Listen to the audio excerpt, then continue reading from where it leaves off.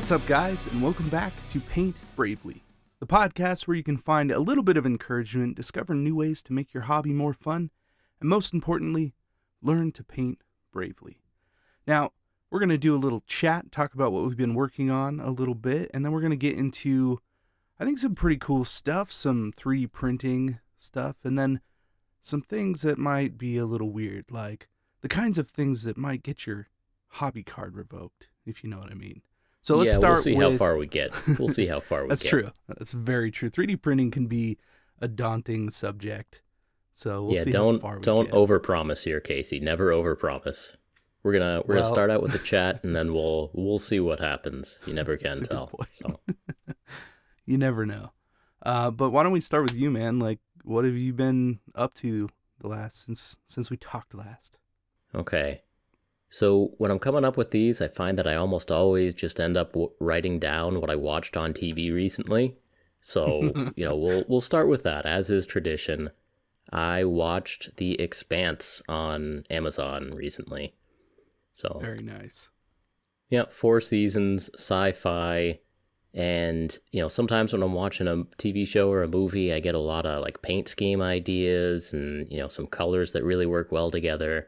And that show is mostly in space. It's a lot of grays, not a lot of gray colors, but kind of reminded me that I do like just some back to basics sci-fi every once in a while. It's the setting is just humans have colonized the solar system, and war is breaking out between Mars and Earth and the belt, and it's great. It's great. There's no aliens, there's no Jedi. It's just humans being dicks to each other in space the way we're dicks to each other here on Earth. So the way that space travel is probably going to eventually become, it'll just be us floating around in our small space, being dicks to each other. Yeah, it's wonderful. It's great. Yeah, I really like that show. Yeah. It doesn't treat the viewer like they're stupid or anything. There's no layman character explaining the very basics of space travel or anything. They show a ship accelerating for halfway through the journey, and then they turn around and the engine burns in the other direction for the other half of the journey to slow them down so that they're not going too fast when they make it all the way to Neptune or whatever. And right. No one ever has to say, and now we're turning around to go in the other direction so that we're not going so fast when we get to Neptune. They assume that the viewer is smart enough to figure out the very basics of physics of interplanetary travel. This is great. It's great. Right. Well, and it's like, it's the kind of show that it's kind of slow and plotting, but then there's excitement that makes you want to watch the next episode. So I like that. You're right. They don't over-explain anything. You have to pay attention enough, and then little things pop up that kind of interplay with other episodes and themes. And I like that. It's kind of, you're uncovering this at the same rate that these people are. Yeah, I gotta say, though, it's not great for mini painting for a couple of reasons. One, I wasn't pulling a ton of inspiration out of it. Some cool colors in the planets and stuff, and some of the spaceships have an awesome design. But it's a show that's engaging enough that you're actually watching it. So if I'm watching The Office or Star Trek reruns or whatever, those can be on in the background. I don't need to be looking at Picard to know he's sitting in his captain chair, just yelling at Worf or whatever. Right. Your brain fills all that in, Yeah. I like that about certain TV shows you've watched already. Yeah. You don't need to look at it anymore. It's just playing in your head. Right. But if it's a TV show that you haven't seen before that's actually worth watching, then you're just not looking at your mini anymore. You're just watching the TV show, and maybe you're still holding a mini, but not getting much done. I can pretty much get happens, I can normally get mold line scraping done, or the basics of assembly. I can put some plastic glue on there, hold 2 bits together while I go back to watching what's going on in the Expanse. But anyway, for me, that was just a couple of completely wasted days. I had a couple of binge days on that, and So what did you do, Casey? I've got some more stuff that I actually accomplished, but let's turn it over to Right. you. What's new with you? All right. Well, I got a 3D printer finally, which is kind of why I alluded to the fact that we're going to be talking about 3D printing. But I've been really getting into that. So I got 3D printer in the mail. Anycubic was kind enough to send me one for review. So, I'll be doing a video here in the next few weeks. But yeah, I opened it up and I just kind of went for it. Didn't really go into too many tutorials or anything. I just wanted to see if I could figure it out on my own. And luckily, I could. And I decided to print you, Brent. That was the first thing I printed. You did send me that picture. Yeah, that's a whole topic all on its own, isn't it? Yeah, there are Brent, now yeah. 3D print files available for Brent. Goobertown Brent is available from 2 different companies right now, actually. Right. I saw that you Well, I printed have the one with running the scared. cats. Yeah. Yeah, the cats one. Mm-hmm. Yeah. Yeah. I like that model a lot. I even painted it. I gave it a quick little 10-minute, paint job, and I even threw over your eyes. I put that was it like makeup line that we were talking about from Endgame? Yeah. Yeah. I got to figure out what the word is for that. Like the stripe of, purple or black or dark blue or whatever that goes across the eyes. Right. Kind of like a war paint. Yeah, because Native Americans used to do that, right? Or is that just something Hollywood? Oh, definitely in movies they do that. Yeah. Yeah. It seems like a thing. Yeah, I can't think of any other place where I've seen that other than that. Yeah, it looks cool in movies though, and I'm sure that the Mini looks good with that. But anyway, the Mini that we're talking about here, designed by Titan Forge, and essentially I told them about one of my favorite Minis in existence, which is an extra bit from the old plastic giant kit from GW, the Yes. Gargant kit. And anyway, in that kit, there is a scared villager. He's like kind of just a peasant wearing like a tunic and pantaloons and a silly little hat.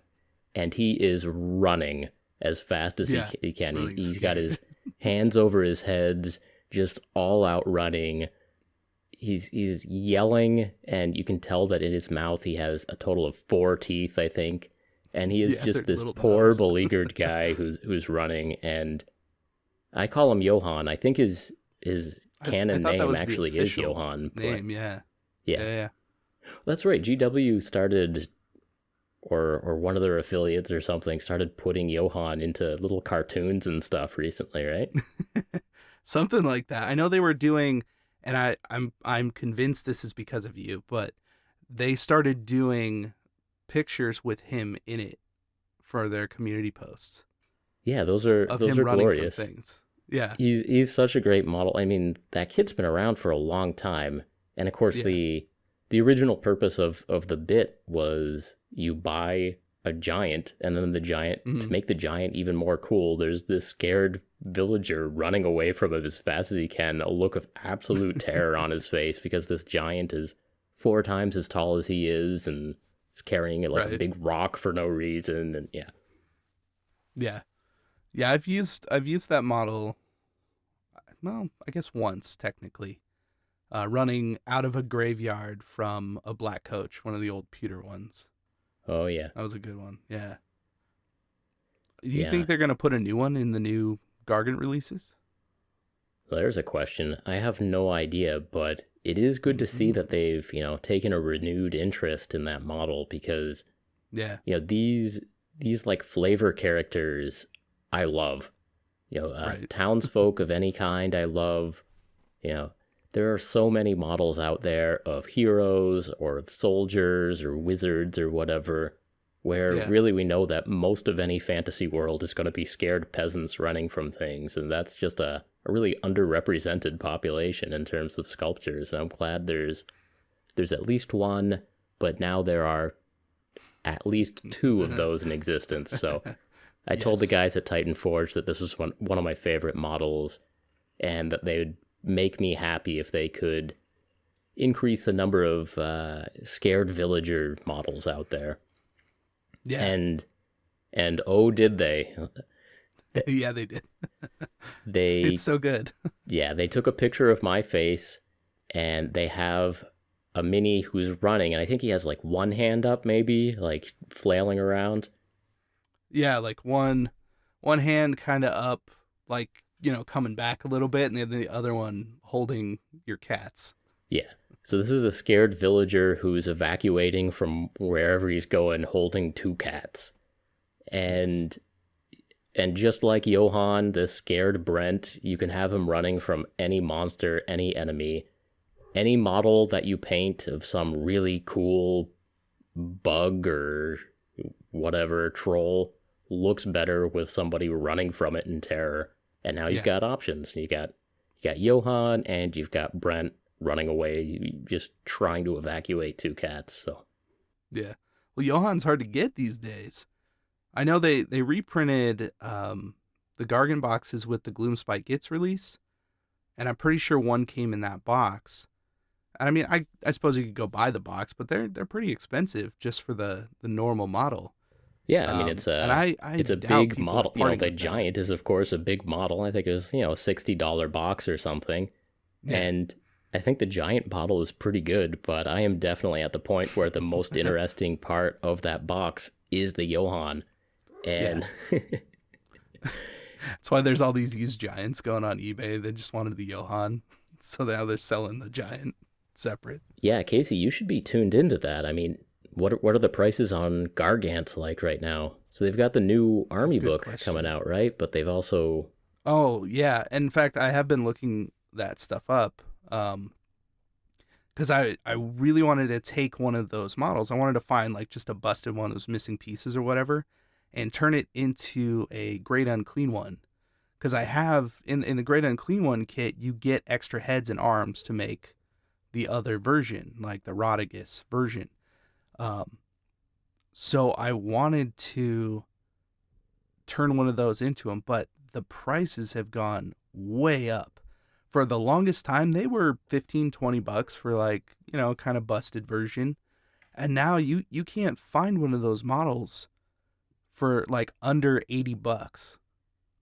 Like they've gone way up. Yeah. For a single Giant? For a plastic Giant? Even if it's terribly painted. Wow. Yeah, they're super expensive right now. I mean, obviously people are excited. Those new kits are going to be awesome. I can't wait. I'm really looking forward to that particular release. Well, cool. Yeah. Huh, that's a lot to think about, Casey. I'm glad you've got your finger on the pulse here. Yeah. Just happened to look it up like last night. Well, we can get into this more later, but one of the nice things about 3D printing is you don't have to worry about the ratio of different bits in a box, If the only thing you want in a Gargant box is a fleeing villager who is a tiny part of sprue number 2 in that box, you can just print out 100 Johanns for, the price of half the price of that box, basically. So your next big video, right, is going to be I printed 100 Johanns. That'd be awesome. Be running from one thing or another. You should do that. Yeah. I actually have printed about 100 Brents by now, but between the two different sculpts, and right. That actually was a video idea, and I still may do it, but that's kind of a video idea I keep pushing back and back and back. But I do have a box that is just ranks of Brent of Goobertown from Artisan Guild. That's awesome. It's weird. It's weird. It's weird. Yeah. So Artisan Guild made a sculpture with my head on it that's like a noble paladin sort of fighter guy. Right, yeah.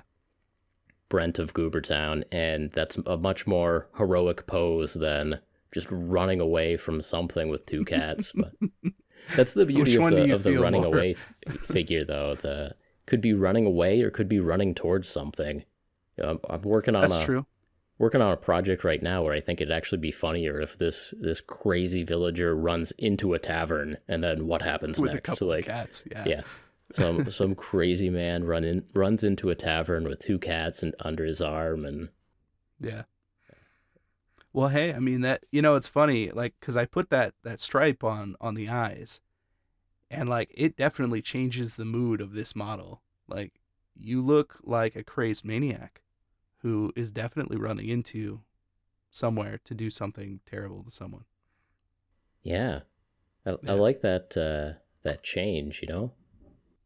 yeah. Well, 'cause I gave you little glowing eyes too, so Well, that's a great yeah, take. I'm really curious to see where that goes. Yeah. yeah.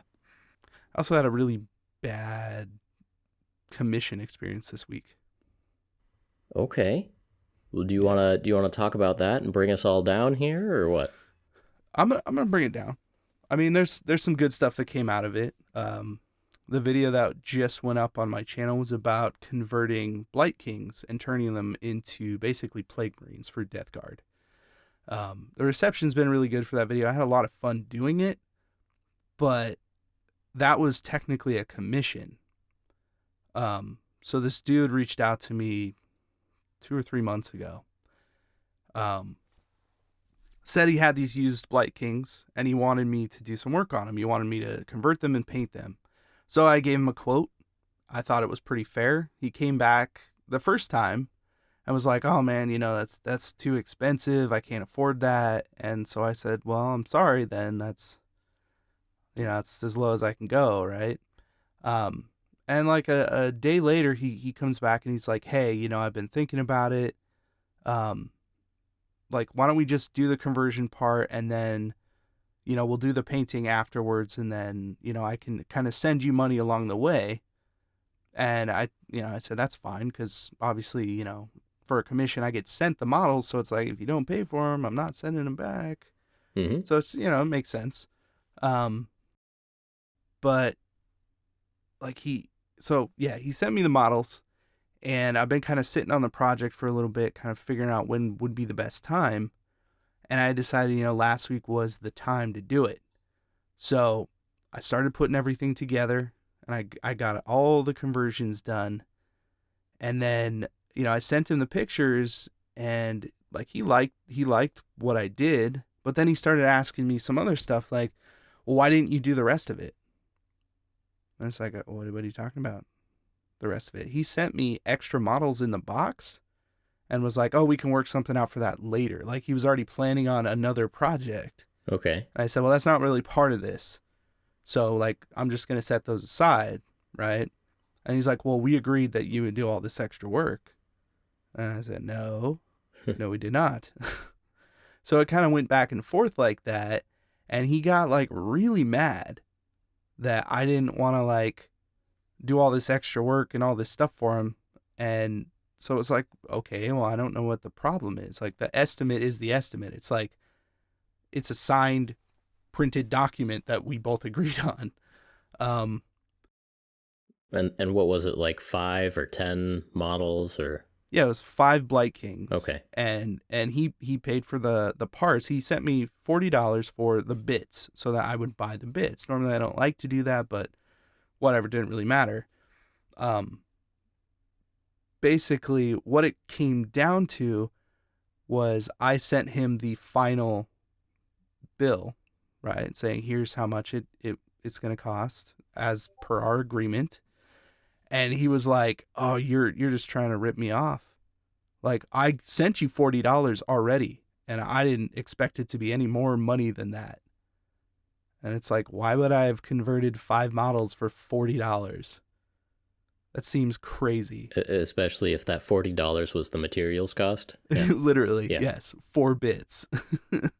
So yeah, he got super mad, and I was basically like, "I don't understand why you're getting upset." But he's like, "I'm not paying you any money." And it's like, okay, whatever. Like, I'm not gonna paint these. I'm not gonna work on these anymore. So I shipped them back, and I said, just don't bother. You know. This was like the commission that was the last commission on my desk, right? Like, I've been talking about not wanting to do them anymore, and this kind of solidified for me the fact that I just don't want to do commissions. Like, I'm done. So I was like, whatever. I'm gonna miss out on some money. Screw it. Send them back and be done. Well, that's kind of nice to have as your final commission experience, right? A little That bit, keeps yeah. you from being tempted to dip your toe in again, and Yeah. yeah.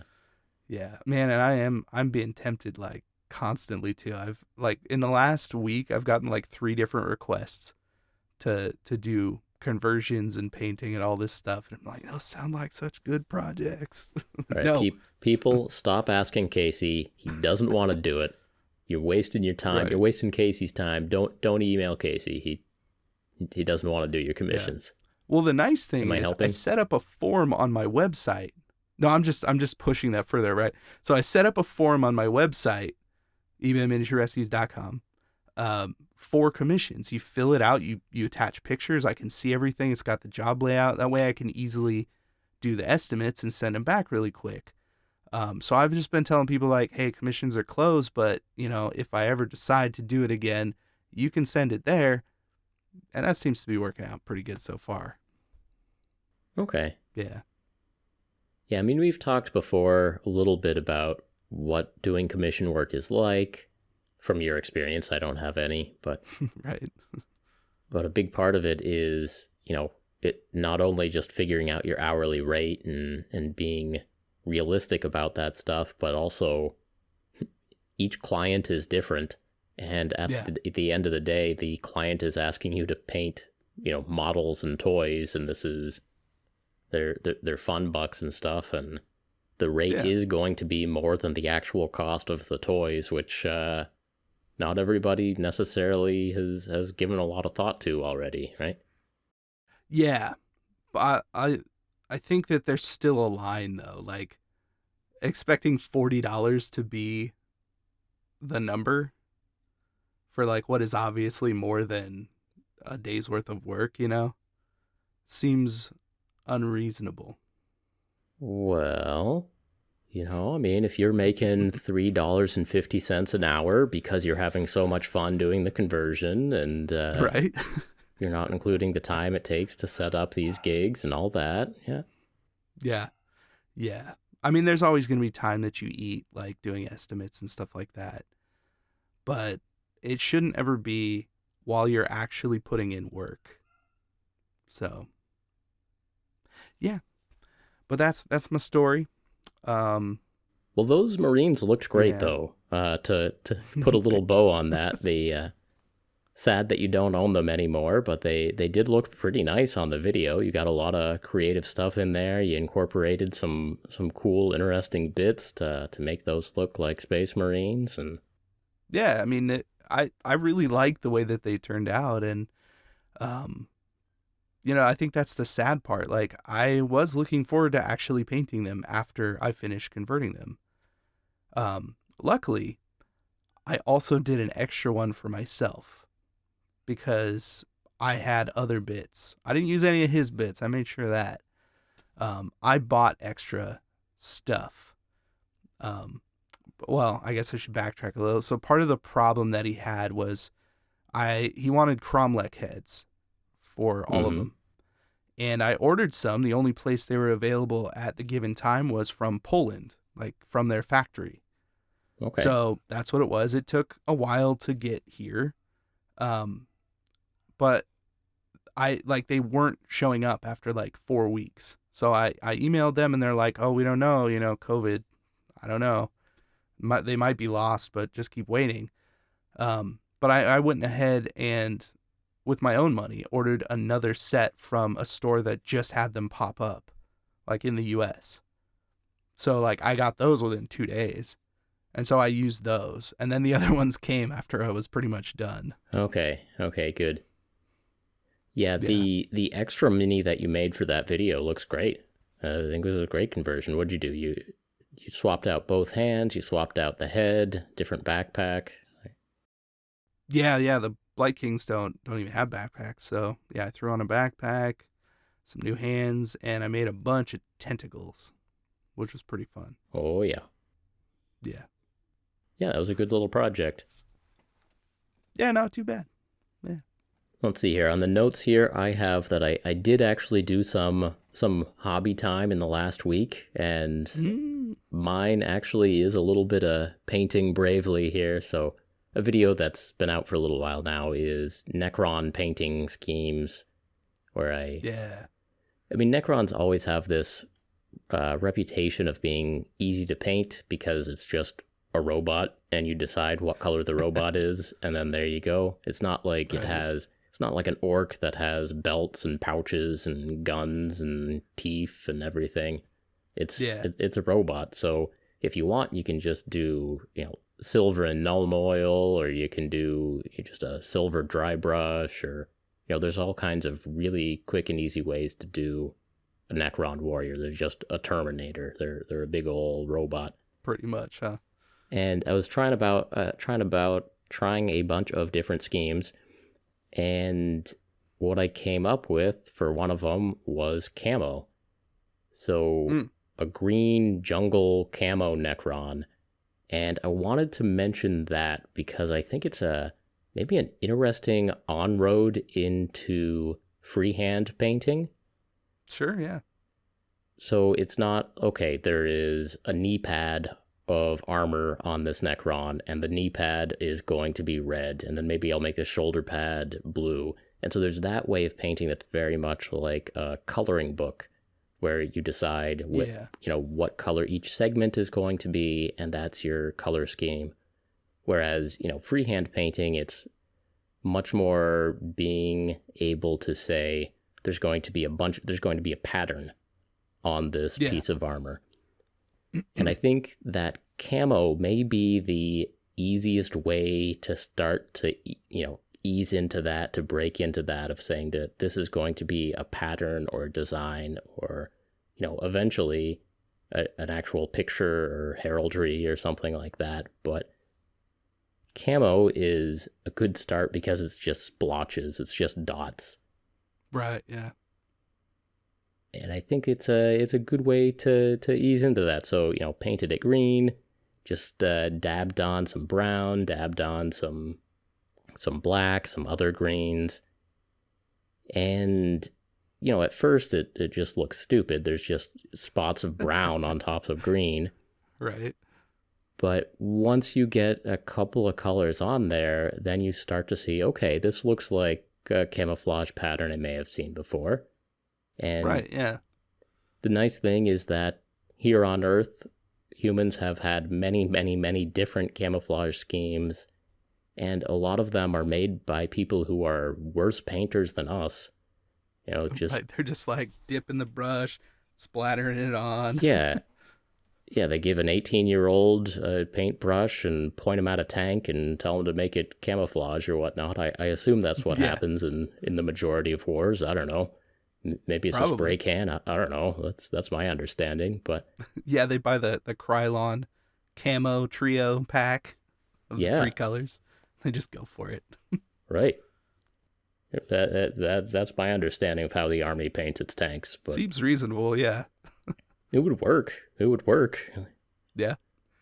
My point here is that camo is not difficult to do, and is one of those things you just gotta paint bravely, have faith that it's gonna turn out, and pick 3 or 4 different colors for your splotches, and go for it. See what happens. Have fun with it. Yeah, I think it's one of those things that you start doing and that first splodge, right? Oh, yeah. Like, you've got your nice clean model, and then you pick that bright color and just poke it at the model. And if you left it there, it's like, you just put a giant green spot in the middle of your model.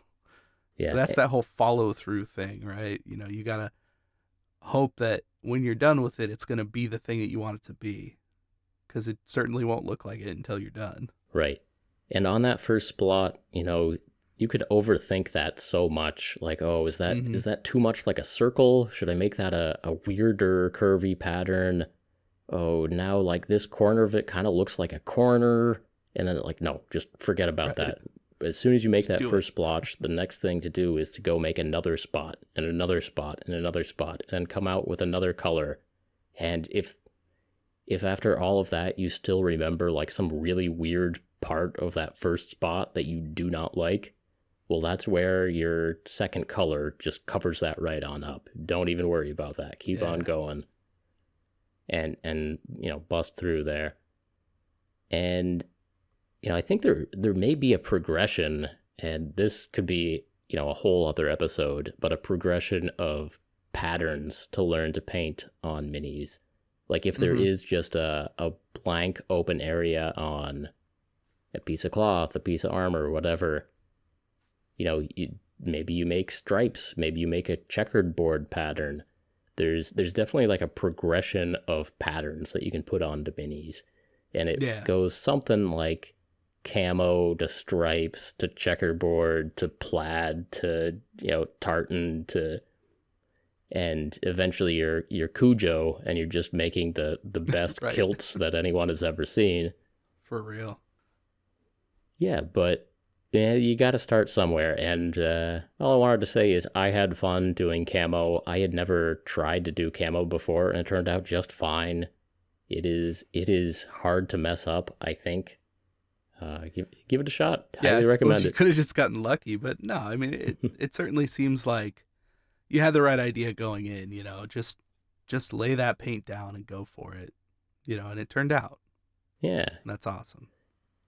And again, baby steps towards getting to being comfortable with freehand. We're all going to get there. I know Sam Lenz will file down details to make sure that he has big open areas to, use as a canvas to draw crazy scenes. If there's a banner that has sculpted details on the banner, he'll file those off so he just has a big empty banner to draw a mural on or a tapestry, Which is mighty impressive. Yeah. We would love to get to that point. I would love to get to that point of just, seeing a shield and wanting that to be a completely blank shield so that you can quarter it and draw your own heraldry on there with Pegasus and fleur-de-lis and, I don't know, some tigers or lions or something. And all of those things put together, Yeah. Yeah. But it all starts at camo. That's all I had. All right, what's next, Casey? Well, I suppose we can get into 3D printing in general and then talk about our different experiences with it. Maybe what it's doing for the hobby. Yeah, we'll see what happens. So you have your first 3D printer. You have the Anycubic Photon S, is that right? Yeah, Anycubic Photon S. Okay, yes. Tell us about your first few days there.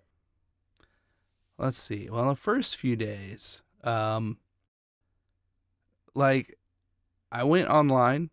I went to that particular Patreon where you have that running Brent, and I made sure to get files that I knew were pretty much like pre-ready, pre-set up for me to succeed, right? Because I had no idea about things like Chitubox. That took me a minute to figure out. I did know about Thingiverse. So I went through there and I preemptively downloaded a bunch of files I thought would be fun to print out. So I went and collected my assets. I went in, leveled the bed. I knew you're supposed to do that. Apparently with a piece of paper. That's the best way to do it. Right. Yeah, so I tried that, and that seemed to work pretty good, and I threw my files in there, and they printed. First go. Yeah, nice. Pretty happy with myself for that. Yeah. So a lot of these 3D printer companies are based in China, and the instruction manuals for them are often fairly short, and the pictures are normally pretty good in there, but they are not in-depth manuals that to get you up and running. But luckily, it doesn't take many steps, I found, to start to print. Yeah. Yeah. I think your experience was a lot like mine. My first print was also successful, knowing nothing beforehand, reading the manual just to, level the print bed, which is just make sure that the print bed, which is the build plate of the printer where the resin starts building up layer by layer by layer until you have a model. that part needs to start by laying perfectly flat against the LCD screen at the bottom of the vat of resin. And so it's just a leveling exercise to make sure that you're calibrated, and then pretty much you fill up the vat of resin and you put in a file and you hit go. And really, I think where most of the learning comes in is making sure that your file is set up the right way. Yeah. And that's where, Chitubox is the name of the program, the slicer program, to make sure that your print file is the way it's supposed to be, that your printer knows what it's doing and what kind of supports to have on the model. And right now, you can pretty easily get a lot of files that are pre-supported. So it's starting to become the norm that these Patreons that offer fantasy and sci-fi minis for printing, they will have the regular version of the STL file, the image of the model, and then they will also have a pre-supported version of that file. And normally the pre-supported version works pretty well. You just gotta plug in a little bit of information for how fast you want your printer to try to crank that out, and that's about it, really. Yeah, and that was pretty much my experience. Like loading that on into the Anycubic software. I didn't change any of the settings either. I wanted to just see how it would work right out of the gate, and it still worked really well, and like the model turned out nice. Since then, I've been tweaking with a lot of the settings and speeds and those kinds of things. Trying to get files to work properly. I've had a few failed prints now. Mm-hmm. I thought I broke the printer at one point. I couldn't get any of the stuff, like any of the prints to stick to the plate. Oh yeah.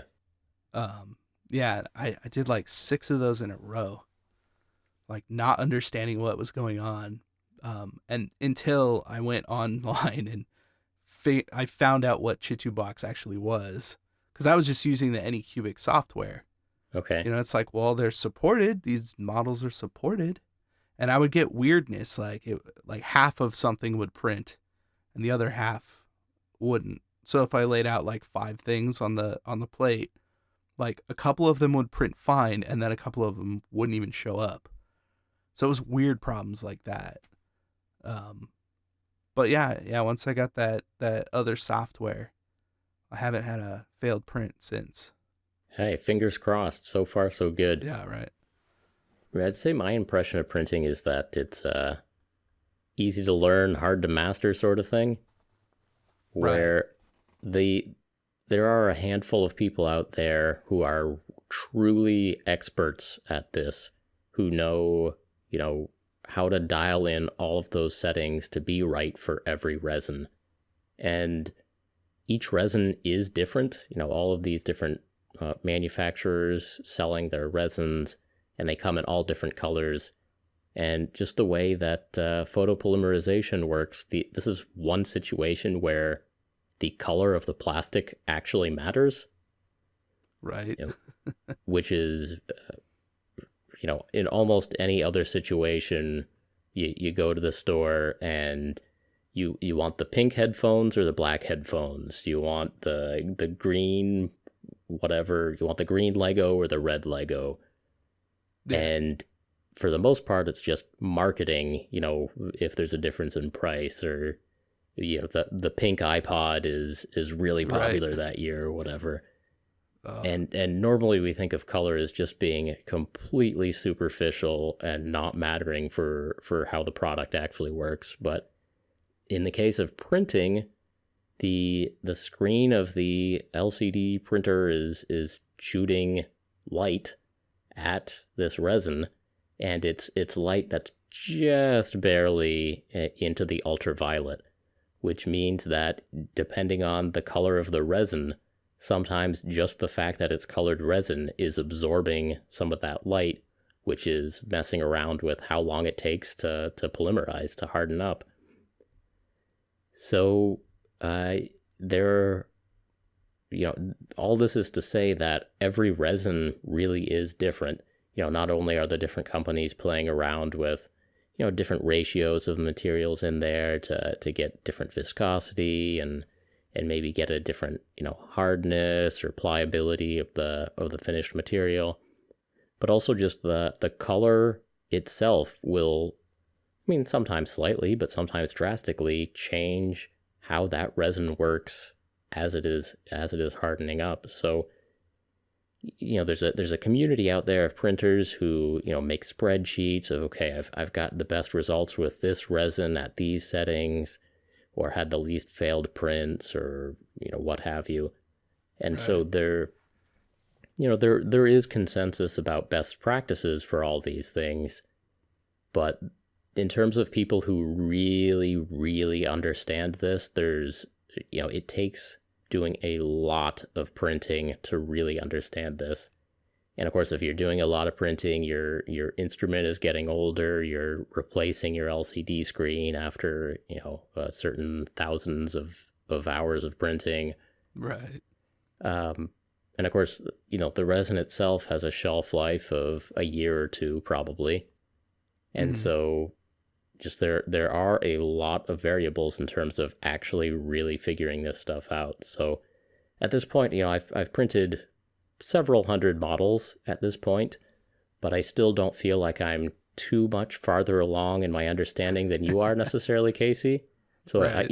I've come to recognize some problems and be able to fix them. But at the same point, it's like, I've used several different types of resin, and, of course, the temperature does have an effect on whether or not your models are sticking to the build plate and how that polymerization is going. So there are a lot of variables there, and there is an element of, okay, I got the thing set up. Let's cross our fingers here and pray that this will work. And luckily, for the most part, it does work. These printers have one moving part. There's just that Z-axis motor that goes up and down, up and down, up and down. And then there's, the electronic component of the basically cell phone screen that shoots out ultraviolet radiation to make the polymerization happen. Yeah. And so there's actually not that many pieces that can fail on these. But still, like... Yeah. I mean, the problem, like, that I thought I broke the printer or did something wrong was it wasn't reading any of my files. And so I installed new firmware and a new UI, updated everything. I even checked to make sure all my software was up to date, and it still didn't fix it.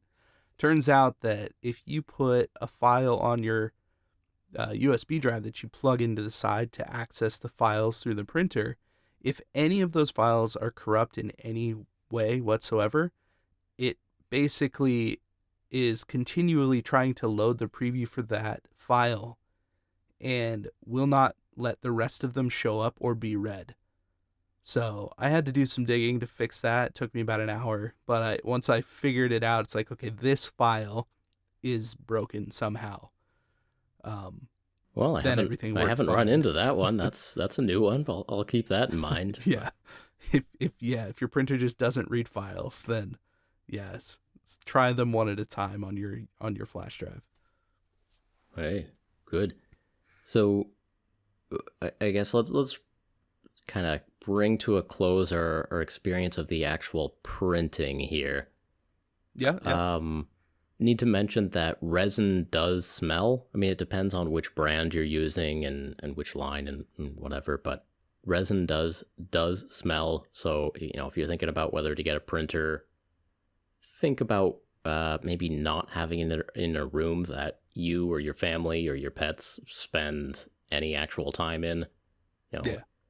If you have a workshop or a basement or a garage, or that would be ideal. Just a room where you do not need to be spending your time.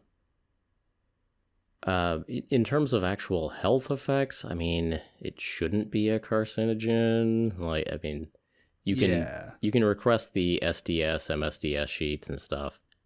Yeah. There's worse stuff out there in the world for sure, but I've definitely felt like a little tightness in my chest before if I've spent too much time near my printer. Like Right.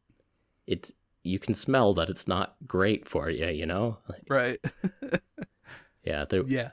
was one time, I brought some friends downstairs to play a game of Magic, and the best place we had to play Magic was down at the basement next to. I had a couple of printers running at the time, and we were Right. down there for a little while, and they're just like, "Wait, this is terrible! Like, we should not be hanging out here and smelling this stuff." But Yeah. um, I've not had too many issues with the smell. I've actually I thought it was a bit mild, more than I was expecting. And I'm not sure if that's just because it's like the standard photon green resin or what the deal is, or there's supposedly there are some extra vents and filters in the Photon S that take that smell out. Apparently, like there's these little filters in the back. I don't know, um, but I put my printer in a room off to the side, and there's like a window that I can crack open and stuff. So it's not been too terrible. Yeah, nice, nice. yeah. What resin do you prefer? Like what color? So the one thing I will say about this is think about what the model looks like when it's done, like whether you can actually see the details or not. So most model companies, or like a lot of model companies, sell gray plastic. Mm-hmm. And I mean, polystyrene plastic isn't gray. That's a dye that's added to it. There's a reason why they choose to sell gray plastic, and I think that's because you can normally see the details pretty well, even if Yeah, there's, no actual contrast on the material. yeah. And so uh, I have used a handful of different colors of resin at this point. And white, for example, you can't see anything. White Right. resin, it's just like staring into the sun, or staring at a snowy landscape A on a little too bright bright. day. You can't see anything. Yeah. You have no idea.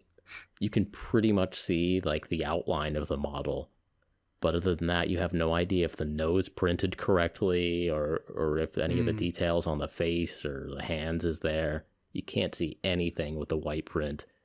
And I mean, to varying degrees, that's true of any of the colors. I've found a lot of times that I need to prime it black and then do the zenithal highlight on it, and then I can see Yeah. like, okay, this turned out all right, or okay, there's some lines on this or whatever. But Yeah. Yeah, the green I felt wasn't too bad. Like I could mostly see the details. Um but obviously, yeah, priming it, doing a zenithal, it was like, oh, this worked way better than I thought it did. right, and You of course know? that helps with any model, Yeah. and to a degree that was always true with white metal models. Like, Mm-hmm. the metal models would always have like different grades. Like some would be shiny and some wouldn't be, but like the really shiny white metals, it was really hard to see what was going on there. Might be Yeah. able to catch the glint on the lips or the nose or something, but those are just another situation where, yeah, you gotta prime it up and get some paint on there before you can even tell what you're looking at. Yeah, that's something that I'd really like to find, is a preferred brand and color of resin. I think that would help a lot in terms of dialing all this stuff in, because part of the Right. problem is I haven't taken the time to optimize. My background is as a scientist. Like I understand how to run some experiments to get, optimal conditions for something, but my Mm-hmm. problem is I've got like 5 different colors and brands of resin on my shelf right now, and I'm not going Yeah. to take the time. I'm not going to use like 3/4 of a bottle of resin to optimize for the extra quarter of the bottle that's left at the end. Right. That's a good point. Yeah. I So. did go and buy some gray resin because I've already gone through the entire bottle that came with the machine. Mm-hmm. Yeah, that was quick. So I'm hoping, like you said, that the gray, we're pretty used to gray plastic, and I'm hoping that might just be easier for me to tell. And if it still works about the same as the green that I was using, like pass fail ratio, whatever, then I think I'll probably stick with that, because it is easier to see. Like right when it's done, you can see it. Right. And you're used to that. You can see defects. You see a Games Workshop model, and if there's some gouge out of it, you're gonna notice. So I'm hoping that kind of translates. So I'll have to keep you updated on that with the gray. Yeah, I know Greg from 3D Printing Pro is a YouTube channel that he is one of the people who really does print enough to actually understand this stuff, and Right. To know when you can tweak some of the timing settings in terms of the liftoff speed and the amount of hello Gordon. Anyway, 3D Printing Pro, he's one of the people that actually understands all the settings and prints enough to optimize and dial things in. And I know that he definitely has found a brand of gray resin that he likes. And so when he's doing his test prints, he has a resin and a set of settings that he likes. And because it's gray, that helps him to see whether or not the model actually looks good, or if any bits are missing from it, something didn't print. And I don't know. Both of us really are, still near the bottom of the learning curve, but we're both novices, but we're both able to get useful prints, and that statement alone, I think, is useful information. With these resin printers, anyone really can use them. Follow the one page of instructions to get it hooked up and leveled, and then get some easy to start with files to start printing, get some pre-supported models to start printing, and it is very likely that your first prints will turn out just fine, will turn out, pretty nice models. That's, I think, a pretty common experience for people getting these resin printers. So, but then beyond that, there is so much to learn for a fairly simple machine. I mean, and they are simple machines. It's it's an LCD screen, one motor that makes a platform goes up and down, and then the timings that make all that work, plus the chemistry of the resin that you pour in there, but plus the physics of the resin that you pour in there, plus the temperature, plus the age of the stuff, plus the batch of the stuff. But right. There are a lot of variables when it comes to this. Yeah, and it can get deep pretty fast, but on the whole, any old idiot can probably print stuff out okay, or at least after a couple of tries. You might have a bad one the first couple, but you'll figure it out. You'll get it. Right. I mean, if we can do it, pretty much anybody can do it. Yeah. Okay, so there's. I think we covered the printing part of printing.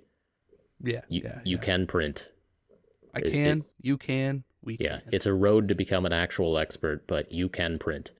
Yes. Yes. So moving into what to print, why do we print?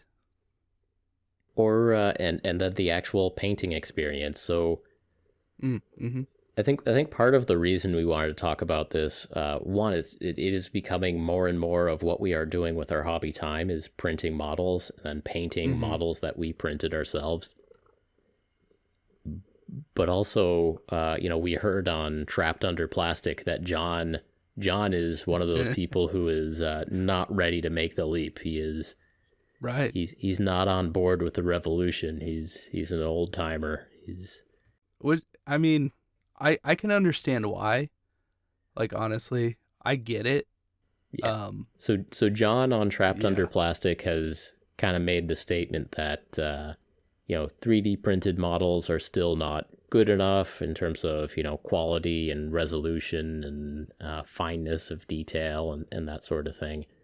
And that's a point of view. So how do you feel about that, Casey? I mean, he's not. How's the quality on wrong. these things? Like, they're soft. If you have a nicely sculpted model, He's got a lot of round edges and stuff like that. That just using it as an example, that same model of you running, um, it's pretty soft, you know, and I'm not sure if there's a way to sharpen that up printing it.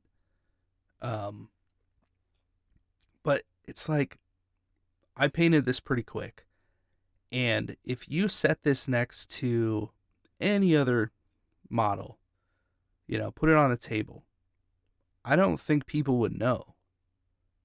You know, if you're looking at it up close, you can see imperfections or lines or whatever.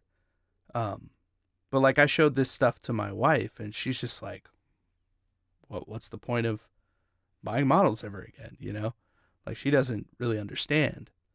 Um, I think for a lot of the purposes that these prints are being used for right now, um, the quality is great.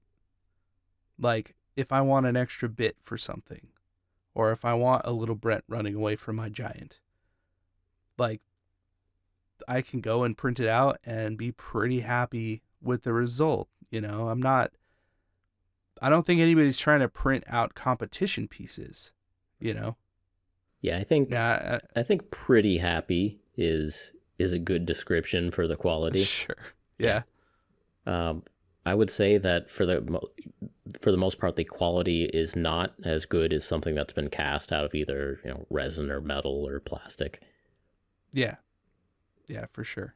And we'll talk about, you know, all the uses of being able to manufacture anything you want in your basement in 4 hours, or, you know, there's a lot to talk about there. But in terms of the general quality, yeah, sometimes the detail can seem a little soft, although I'm always surprised about, you know, what details show up and what details don't. Sure. Yeah, like on that Brent figure, the eyelids, you can see like the tiny little The lines for the eyelids, like tiny within little the lip. Yeah. yeah, they're, and so there are some weird scaling issues, like those eyelids won't take wash well, and that's Right. something we can get into, but sometimes it seems like some of the difference I can tell is, okay, this was sculpted on a computer and then printed as part of a monthly release, whereas, and then, you know, the artist moved on to the next project, and on to the next project, and on to the next project, whereas, and I might just be telling myself this here, but I get the impression that GW models that have a longer development time, and of course they are computer designed themselves, Yeah. but you know, as part of the quality assurance process or whatever, like the gaps and the channels and the divots in the minis, I think that they are designed to take washes well. I think that Yeah. you know, some of these bigger companies are really designing the models to take paint and washes and dry brushing and all that stuff well. Whereas Yeah. with some of these smaller, you know, even single person STL artists, they're making a cool piece of digital art, and then they're making sure that nothing is too thin that it won't be able to be printed, and then it prints out, and it's awesome that you have this little thing. But yeah, this may be just be like a superstition of mine, but I feel like some of these smaller company models don't take washes as well, like facial features or whatever, and maybe that's because of the softness of the sculpt that comes out. But I think it's just because there isn't as much thought given to, okay, you know, the crease on the face here needs to be at least 0.1 millimeters deep and whatever to actually take a wash. And I don't know. I'd be interested to hearing other people's thoughts on that. Yeah. But in general, I would say that I am consistently surprised by the fact that this is even a thing. The quality is good enough that I can take a model, and especially, you know, if I need to prime it up to be able to actually see the detail. But I am still surprised, and I've been at it for 8 months or so, 3D printing. And I am still at a point where I look at a 3D printed model and be like, wow, this is incredible that I made this in my basement by just pressing a Right. button, you know? Imagine if 12-year-old Brent had this capability. Oh man, imagine. Yeah. I mean, it is just flat out insane that it's even a thing. Um, I don't know where it's been all my life. You know? Yeah. Well, we are like in this last year or two at the tip of a big push on this side of our Yeah. hobby. Mm-hmm. And I think in terms of talking about the quality, maybe that's the best way of describing it. The quality is now good enough that's causing this revolution, and there's, half a dozen, maybe a full dozen companies selling these resin 3D printers now. There are dozens and dozens and dozens of artists selling STL files for Dungeons and Dragons or Warhammer proxies, Mm-hmm. or whatever game you want to use them in, Frostgrave. Yeah. But I don't know what people I don't know use what people all play. these minis in, but I think that may be the best indication of where we're at, because 3D printers have been around for 15 years now, 10 years. Quite a while for sure. Yeah, like if you wanted to buy a 3D printer 10 years ago, you absolutely could, and you could make yourself, I don't know, like A bowl or a vase. a very liney vase. Right. Something to hold business cards on your desk that has a lot of lines in it. Yeah. I mean, you could make yourself, and that was cool enough. Like, wow, I can press a button and make an object that has a lot of lines in it. But in terms of printing a figurine, that's fairly recent, or at least being at a quality where anyone would actually want those figures, Yeah, I mean, once resin kind of entered into the consumer market, like people started to realize, like, well, we can print much higher fidelity. Like, yeah, we might as well try miniatures. Yeah. Yeah. And I think the more I think about it, like, the quality is good enough because these resin printers are selling like hotcakes. These STL files are selling like hotcakes. People are painting these up. Now looking around Instagram and all that stuff, normally you recognize, old GW models, but now looking around Instagram, I'm recognizing a lot of minis from these small STL companies. Yeah, like, oh man, that was from, a couple months back, Artisan Guild, or a couple months back, Archvillain Games, or what have you. But yeah, it's pretty awesome to see. I mean, it kind of opens up this avenue of just having more minis out there, which, I mean, it's a good thing, right? It's a good thing for everybody. Yeah, it's more exposure for the hobby in general. It's easier access, and I mean, it's not like super expensive to buy a resin printer. I mean, I think Anycubic's cheapest printer is like 150 or 160 or something like that. yeah, that is not expensive. Yeah, it's almost, I would say, less money to get into 3D printing your own miniatures than it would be to start an entire brand new Warhammer army. Oh, for sure. Yeah. I mean, yeah, that's a Knight Titan or a Baneblade or Magnus. That's Magnus the Red, That's Yeah. So it's kind of crazy when you think about it. I mean, it makes sense why so many people are into it. I mean, especially if you play board games, and you want nice looking models for your board games. Yeah. I've found that there are an insane amount of models for Gloomhaven. Like, you can get everything in that game, and it's all represented by little tiles and little, bits of this and that, whatever, two-dimensionally printed on cardboard. Mm-hmm. So I'm looking at that going, okay, do I want to spend like $100 in resin to make this game the coolest game ever? Like, I kind of do. Yeah, go for it. Yeah, absolutely. Yeah. I think the biggest thing for me personally, having a 3D printer, is the ability to fix any model that I come across. You know, I'm not in it for printing new models. Within reason, Within yeah, some reason, sure. yeah. Um, Before we move off painting, though, I just wanted to say one more thing. That I think there is a little bit of a skill to painting these things because the quality isn't mhm, perfect yet. So these things are printing line by line, and mhm, also the cell phone screens or whatever, the LCD LED screens that shoot the radiation. Those are pixelated. They're very high resolution, but they are pixelated. yeah, So in all three axes, you are dealing with pixels when you're printing off these figures.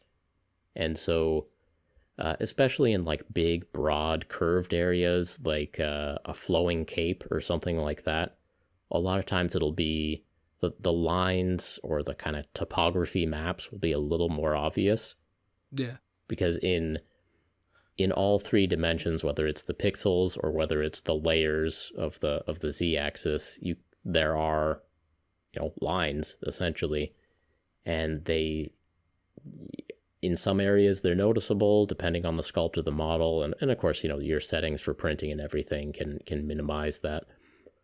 But sometimes you'll get a model where that's a little more obvious, and I've gotten into the habit of priming a bit heavier on these models to fill that in. And again, that of course is doing a little bit of filling in of maybe some details that you actually want. But again, that goes along with a little bit softer details. But yeah, there is a little bit of changing up the techniques that you use on some of these things.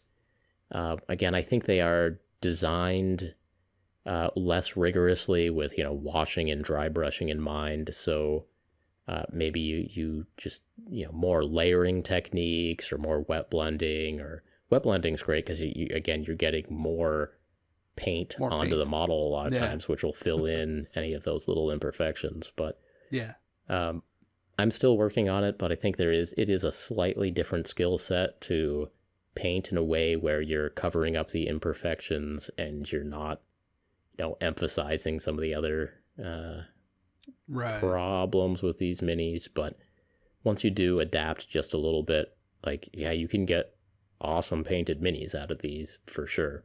Hmm. Um, Yeah, I've kind of noticed that too.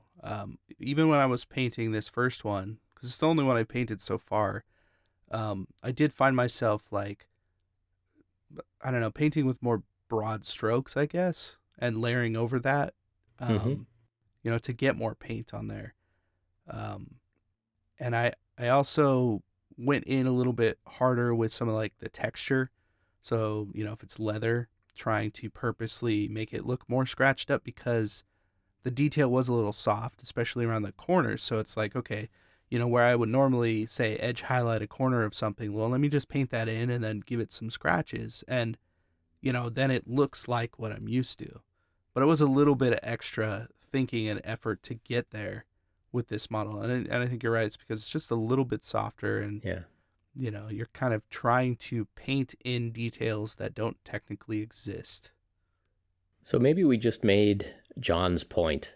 John was saying that these, the Yeah. quality isn't there. They're not good enough for him to paint. He wouldn't pay money for a 3D printer to get out this quality minis, and Yeah. that may just be the type of painting that you like to do. I know John is willing to spend dozens or in some cases hundreds of hours painting a mini, Yeah. and yeah, in that case, I would pay a few dollars extra to order and then wait a couple of weeks for my order to arrive. And Yeah.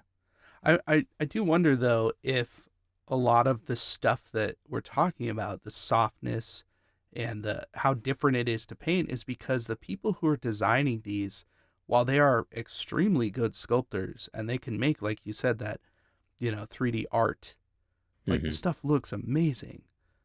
But are they miniature based sculptors? Have they worked in that field for a while, or are they just good at sculpting three-dimensionally, right? Like, Some of are them, they yeah, some of them purposely are, some of them doing it? aren't. Sure. That's, So yeah, it's kind of a hit and miss thing. yeah. I'm curious to see if there is some kind of, and you guys can let us know down in the comments. It's youtube.com/paint bravely the podcast. Every time. If there are STL files out there made by people who paint, who also paint their own miniatures, or, if they employ sculptors who have worked for companies that do regular casting or whatever the case is, Yeah. because I'd love to see the actual difference. If a model is purposely designed from the ground up to be painted with, a number one brush, like, is there an actual difference? Are those details actually sharper? Does it take wash better? Yeah. Something to think about.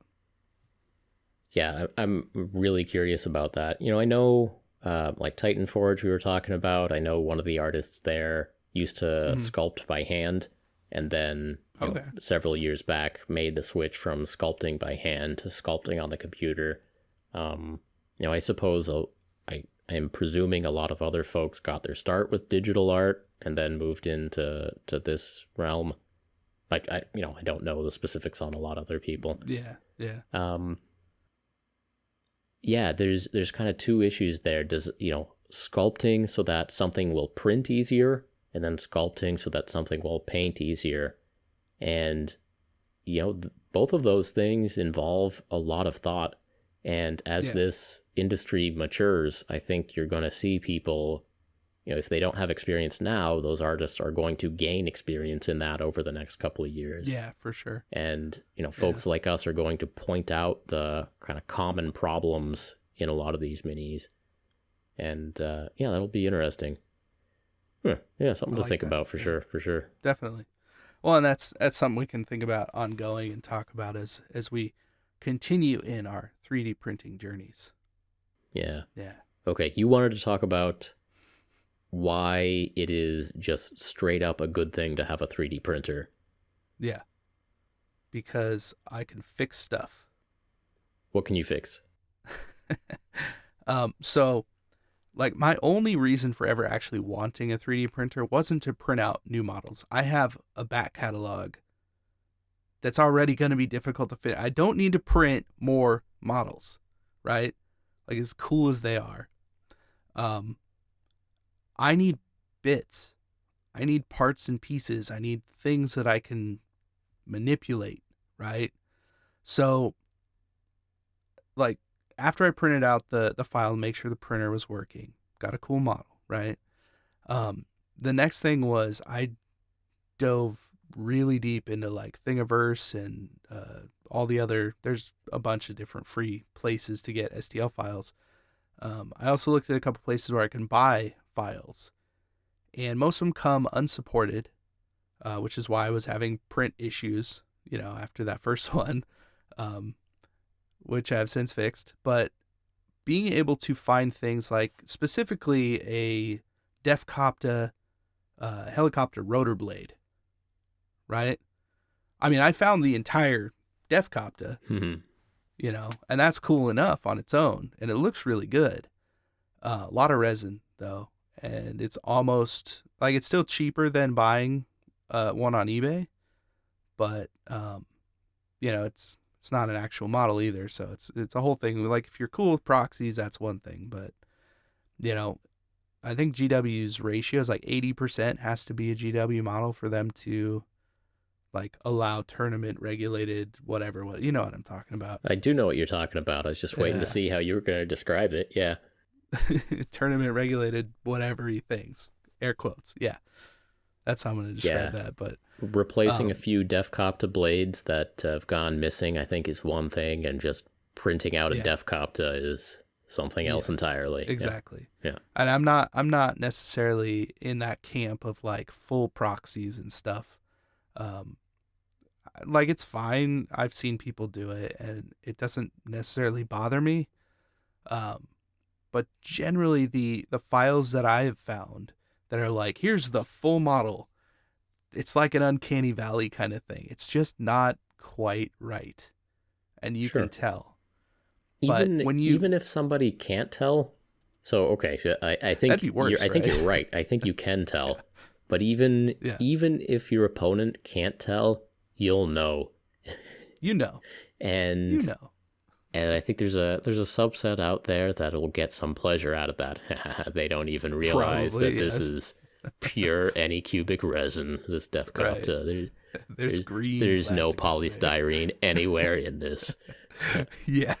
Um, but for me, actually, like I would know, and that would hurt me for the games that don't encourage proxies. You know, Yeah. if I had printed out my own Frostgrave warband from, you know, a bunch of different companies and really, you know, diversified my wizard and my apprentice and their soldiers and their henchmen, I would Mhm. love that, because then that's opening up creativity. But if it's just Yeah. like I am trying to recreate a Defcopter, I don't know, Yeah. I'd feel weird about it. Yeah, it just feels weird, right? Yeah. Yeah. So I printed out a bunch of replacement blades, and they're not exactly the same, but I mean once they're painted up and put on there, it's kind of like, yeah, like I got a Defcopter again. You know, it looks like it's supposed to look, and it's slightly modified.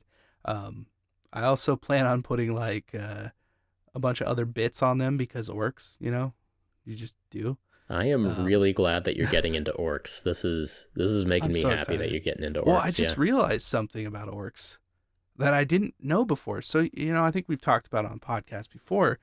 Like when I was younger, I really wanted to buy orcs. I wanted that to be my first army. And I was talked out of it by my friends. So I went with Eldar, right? And like now I'm even more upset about that because I didn't realize that a lot of the whatever they're not war scrolls in 40K. I don't remember what they're called. Um Data Codices, sheets, code, yeah. codexes, Yeah, but like the individual stats on each one, whatever they are. battle sheets. I made that That one up. sounds right. Can you tell? Anyways, um you'll remember, right? So a lot of the models and configurations and extras that you can use as an orc player, Games Workshop hasn't actually made the models for. And I didn't realize that that was a thing that they did. So there are options out there, like I can take a big mech with a shield generator on a bike. There is no such model, but it's usable and has rules in an orc codex. Yeah, I feel like modern GW might be cutting down on that, but I hear Still, you. I hear you. yeah, but I was just blew my mind, right? Like I literally just figured this out like a week ago. Okay, Yeah. so Yeah, I hope there's GW always doesn't been destroy this that. aspect of orcs that orcs are supposed to be, you know, made out of a Tonka truck plus some bits or whatever. Right. The fact that they at least seemingly encourage that kind of thing, um, just kit bashing a bunch of stuff and trying to make cool things, like is so cool to me because it is unique. Every orc army is a unique army, regardless of if your greenskins are using, you know, Caliban green for their skin. It doesn't matter because there's gonna be something in that army that just looks different and cool. So like me printing out pieces and parts and extras for all of this stuff like only makes it better. You know, Right. it just feels like such an orc kind of thing. And I love that. Absolutely. Yeah. And there is definitely a market out there for somebody to be selling, you know, Cromlech orc heads, except Mm-hmm. 3D printable. Um, yeah, I Right? would love to see, you know, head sprues. I'd love to see, uh, probably it already exists, but like Storm, what's the orc Storm boys? The orcs with like a rocket taped to their backs. They're jump Oh. pack Oh, boys, but crap. Storm lads. So I think it might be Storm Boys, but I don't know. Okay. I was literally just speaking of which, I printed out smoke trails for those backpacks, and so their bases are now smoke trails that attach to the base, and that's their flying stand. And they That's look awesome. awesome. Yeah, that's It's so great. good. That's real good. Yeah, Yeah. I don't know what they're called though. Yeah, the bits aspect of 3D printing is amazing. Yeah. I know in your conversion video you talked about Miscast Trent, Yeah. and he actually, he and his dad, I think, put together a set that you can buy of greebles, they call them, but like bits for futuristic buildings. So you get a cardboard box, and then you glue on a bunch of these resin bits, like vents and air conditioners and ladders and I don't know, whatever other things they have. But you can get so many of these like weird little accents that all of a sudden make a project awesome. Yeah. And again, it's a situation where you don't have to worry about like what else you have to buy to get that box. You know, if you want the crazy little squig that only comes in this night goblin box, just print out 10 of that squig, you know? Like if you want a peasant running away and you don't want to have to buy a giant to get a peasant running away, you know, just print 100 peasants. Like, go for it. Realistically, you can fit about like 6 figures onto a print run, depending on what their pose is. But that's true. So I want to pose a question, or I guess I don't know, like a poll, right? So down in the comments of the YouTube channel, I would love to know, what are the most used bits that you just can't ever get enough of? So the things that you just wish you had on hand all the time. Is it heads? Is it a left arm? You know what I'm saying? Guns, weapons, whatever that is. I'd love to know specifically what those things are that you just wish you always had on hand. feathers. That's it. Yeah. Feathers. What? Oh, feathers. Feathers. Yes. Yeah. Feathers. Yes. That's what I'm talking about. Yeah. Look, I remember a couple of years ago, I was thinking about, you know, someday I'm going to paint some Space Marines. I just got to figure out my chapter, and I can't pick one of the ones off the shelf. I got to make my own chapter. And, you know, I'd seen some like jungle Aztec Mayan Marines, and they looked awesome. But one of the, you know, kind of extra features that they had on a lot of them were feathers. Interesting. Okay. And I was like, okay, that's really cool. I've got some Marines. I like this color combo, this you know, fun jungle color combo. I just gotta find some feathers. And then it was this thing of like, okay, what Games Workshop kits have feathers in them? Or who sells feathers? Where can I get feathers? And, you know, it came down to, okay, there were a few Tzeentch characters that had feathers. Yep. And yeah, there were a couple with lizard men. Not a lot, you know, but that Star Priest. Not that you would want to cannibalize too many Star Priest character models. Right. Well, and yeah, and they're all pre-attached. It's not like they're separate. Yeah.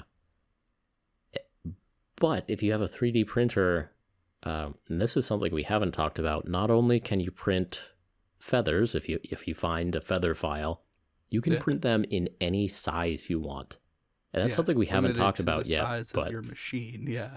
Well, yeah, depending on the size of your machine. But something we haven't talked about is you can scale your prints within reason a lot. Like if you could make a giant out of any character, you just print them 3 times the height, and now you have a giant.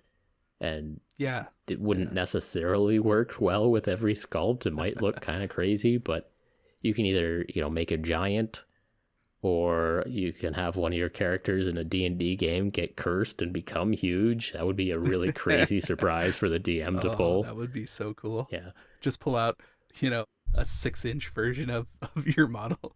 That would be amazing. Yeah. It would be. Or you can just print out, you know, a model that you like bigger so that it looks nicer on your desk at work, or I don't know, whatever. You get your nice, like, get that figurine. Display. Yeah. Yeah. And that's one of the things that really blew my mind about 3D printing too. And that is something I'm always looking at now when I see a new model, is like, would that look cool 5 inches tall? Maybe. Well, actually, from the last set where it was the running Brent, right? They had another model in there that was like this goat that was holding a basket filled with people, like it was picking up people, right? Yeah. And I printed that out in the same scale, and it looks pretty cool. But immediately it was like, this needs to be 5 inches taller than this. Mm-hmm. So he's gigantic. Like, of course. Nice. Did you actually print that out huge? Not yet. No. Okay. I have the file ready. I trust you. Yeah. Oh, it's gonna happen. Yes. Yeah. For a video I did, 6 months ago now, the first time I got my printer is I did just take an Artisan Guild Archer, an Amazon Archer, and blew her up to, I think, like 5 times her normal height. And, I mean, my mind was blown that it actually worked, and that now I have, this mini that was tiny is now huge, and it's, entirely different in terms of decor. You can put this. Right. Is it still up on that shelf? No. No. I was really hoping. No, but for that video, the gag I did was just kind of walking around and putting it on different shelves, or like I could put it here, or I could put it here, or I could put it here. But yeah, there is like an entire extra dimension of creativity if you can just decide to, you know what, my goblin big boss is actually going to be 20% larger than the other goblins, and that's why he got to beat them up and become the boss, or whatever. Right. Like there's just this extra dimension of stuff you can do there, which I think is pretty cool. But... For sure, yeah. All right, what other bits? You were trying to con people into leaving a comment on the YouTube channel, Paint Bravely the podcast. Bits they would like to see in the future. I think Casey is trying to get a money-making scheme going here, but if you'd like to help him with that, go for it. Yeah. Well, it's something I've been thinking about even since before I had a printer, Like I've wanted to start a Patreon for a while, and I still haven't, because I can't think of anything I can actually offer that's like not me working twice as hard. But something like that, like, hey, here's this bits pack that I put together. I want to get people to sculpt things for me and put those things together just to make it easier. It's like, I've done the work. I've put in the time to figure out, what these things are. Like feathers. If there was just a pack of feathers, it would probably help you. That would be awesome. Yeah, that would be awesome. Do that as a Kickstarter too. Like that. That's true. Yeah, get that feather Kickstarter going. Just feathers. That's what it's going to be called. Get all our YouTube friends to just get really into feathers for a week. Yeah. I could probably convince everyone to just put feathers on everything. Yeah, the sponsor of this video is feathers. Feathers. Yep. That's right. It's worth a shot. So if you have a better idea than feathers, let Casey know down in the comments below, and we'll move away from bits here. But yeah. So yeah, I actually do enjoy printing extras of models themselves. I already have an insurmountable pile of shame or pile of opportunity, library of opportunity. I will never, ever paint all of the models that I have, but I love printing minis. I do. Yeah. It is so fun. Something addicting about it, for sure. There is, and viewers may know that I love doing test models, and something in my psyche is careful about putting paint on model, especially if I only have one of them. Oh, sure. But I love the idea of having a spare in case something goes so terribly wrong. And we've made this point before. You can always paint over stuff or strip paint off. True. But if you can just print another one. Yeah, if you can just print another one, that's even easier. And so, when a print run finishes, you wait the 4 hours or whatever for your print run to finish, and then you go down to the basement and like, oh, hey, it finished and it looks like it printed well, everything worked. And at that point, you have an option. You could either, Print kind again. of turn off the printer. You can go find a different file to print and, make sure that the slicer slices that correctly and gets you another print file. Or you can just tell your printer to print this again. You can just do an exact copy of what you just did. And so if 6 Brents is good, 12 Brents is better, That's true. I totally agree with you. Yeah. Yeah. And that's been really tempting to me. And I know I spend an extra $1 or so of resin in telling my printer to go and run that exact program all over again. But that's the thing, though. It's like $1. Yeah. Right? It's not an entire new box of product. Right. And so it's like, yeah, okay, cool. This mercenary looks pretty sweet. I think I'm going to really enjoy painting this mercenary. I'll probably paint him red, but it better print out a few more copies in case I want to try green and blue, Yeah. Yeah. And I am getting myself a little pile of minis, but yeah, always good and bad, but in terms of painting bravely, I guess there is that freeing aspect of knowing that you always have spares. And And the flip side of all this is you can digitally store your pile of shame. So if you do collect files for printing, you don't have to print them all now and have them, waiting around for your paintbrush. You can save them in a folder, which takes up no space. And a couple of years from now, when that mercenary would really hit the spot, that's when you print it out and have a physical copy. And that's very true. Maybe you've moved apartments 2 times since then, and you're glad that you didn't have to carry around a box of mercenaries with you. But now is the time that you could really put that to good use. So, man, it's a crazy new world we're living in. Yeah. So I think it sounds like both of us are more positive about this than John Ninus is, but. We take your point, John. The detail isn't quite as good as a lot of traditionally cast minis, but it's still good enough to have a lot of fun with, to be very excited for the future of this. And I'm glad you have a printer now, Casey. I finally joined the club. I feel pretty good about it. Now I just got to get like 4 more. That's fine. You don't have to. No, you know what's funny about that though? Like, as soon as I started printing, even the first model, I was just like, this is gonna take a while. I really need like at least 1 more to make this a little bit easier on myself. Yeah, I go through periods where I'll spend, a couple of days doing a lot of printing, and then I won't for a couple of weeks, and then a couple of days doing a lot of printing, but there are times where I am tempted to set up all of my printers at once and just get them cranking, Just go for it, yeah. Yeah. Just depends if the moment is right, that's all. Yeah. And I guess, the only other thing to say is that this really is exploding. There are a lot of artists putting their skills to good use, making minis for 3D printing. That field seems to only ever be expanding. These printer companies are constantly coming up with new models of printers and making them cheaper and cheaper. So this is here to stay. I'm here for it. I'm excited about it. As am I. There we go.